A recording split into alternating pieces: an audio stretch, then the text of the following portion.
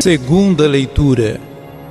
Segunda carta de São Paulo aos Coríntios.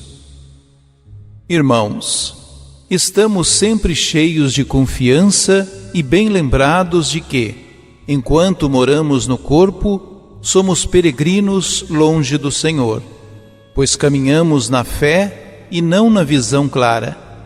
Mas estamos cheios de confiança e preferimos deixar a moradia do nosso corpo para ir morar junto do Senhor. Por isso, também nos empenhamos em ser agradáveis a Ele, quer estejamos no corpo, quer já tenhamos deixado essa morada. Aliás, todos nós temos de comparecer às claras perante o tribunal de Cristo, para cada um receber a devida recompensa, prêmio ou castigo, do que tiver feito ao longo de sua vida corporal. Palavra do Senhor.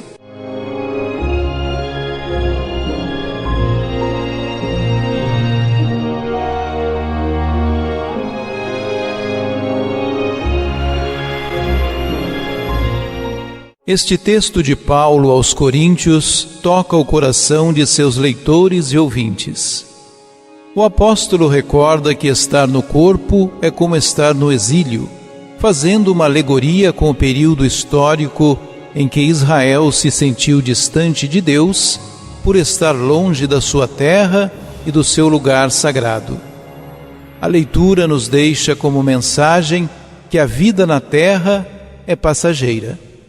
O tempo de exílio neste mundo se caracteriza por um conhecimento parcial de Deus. É o tempo que exige fé, enquanto ansiamos pelo tempo do encontro, face a face com o Senhor. Contudo, Paulo não tem uma visão negativa da vida neste mundo. Ao contrário, enquanto aguardamos o tempo do encontro com Deus, devemos viver de maneira digna, como preparação para o final do exílio.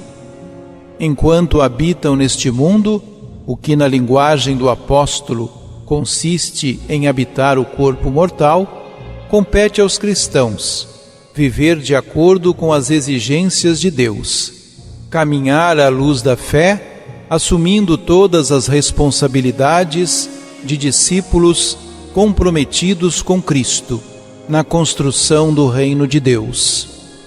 A perspectiva da vida plena que nos espera para além desta terra deve estar sempre no horizonte de todo batizado que caminha na história, iluminado pela fé na ressurreição e pelo compromisso fiel com aquele que nos chamou para ser seus discípulos.